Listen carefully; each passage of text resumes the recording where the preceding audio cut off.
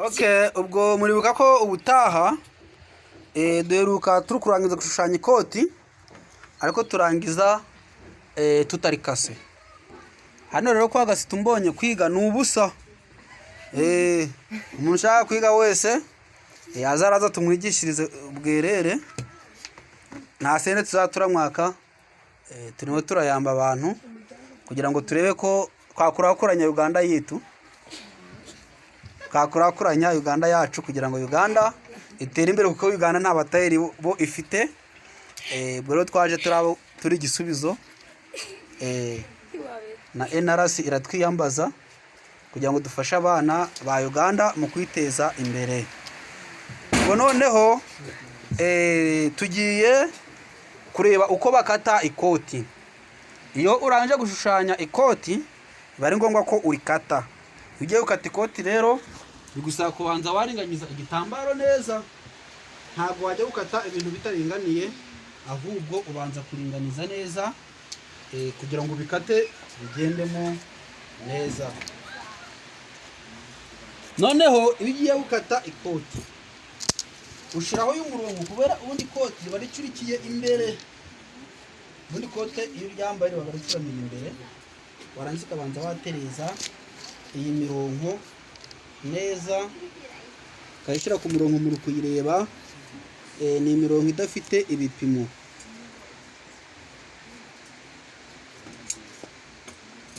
Iyo urangije gushushanya iyi mirongo ufata icyo bita umukasi.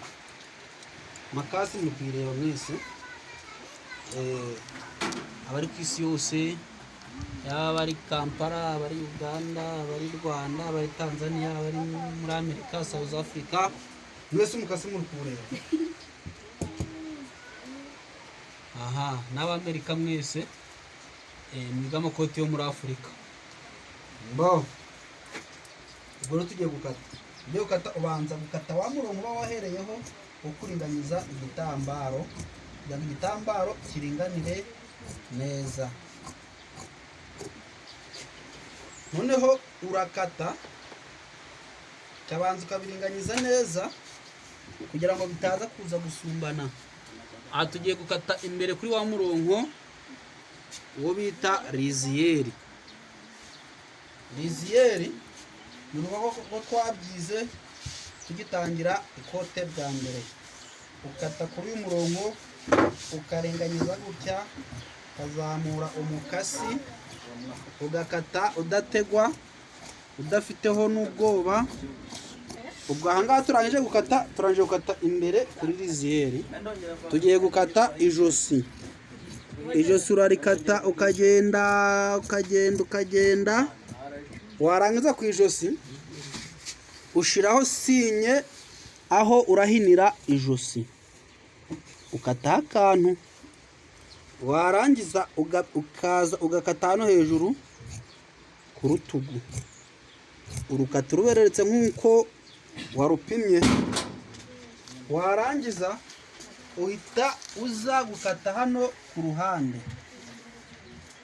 ariho mu hagati ikoti, ukahakata neza. Aka karonko kano tuba twavanyemo hano niko wifashisha ukakavanamo, kongera ukagaruka inyuma ukagakata neza ukakaringaniza, kubera ko kano kavamo ntabwo kajya kagenderamo hagati mu ikoti. Akaba kita musayidizi cyangwa se ako kwifashisha uri guca umurongo.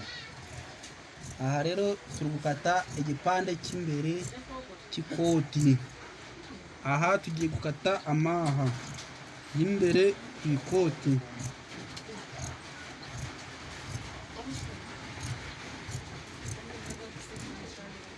Murakoze cyane. Ubu turimo turakata igipande cy'imbere. Iyo urangije gukata amaha rero igipande cyo uragifata ukakiyerekezaho. Ugiye gukata aho uratoborera umufuka cyangwa se urakorera umufuka w'ikoti. Urahakata rero, wamara kwakata ukigira imbere, ukarenzaho kuri wa murongo uba wahagaritseho gatoya, ukarenzaho ahantu hangana na yakutire iyo twasize hano ku ruhande ya ka kantuza. Iyo urangije ukata uyu murongo nawo wa pensi urawukata ku ikoti urawukata. Ubwo tukaba turangije gukata igipande cy'imbere. Ubwo rero nawe utaha turi gukata sentaraje. Ubwo ngumye mukurikirane neza kuri YouTube uko bakata ikoti. Andikemo Gaston Officer, uriga byose bizakuyamba mu buramu bwawe cyangwa mu buzima bwawe. Abakurikiranye gahunda y'ikoti mu ishomero kwa Gasita Umbonye.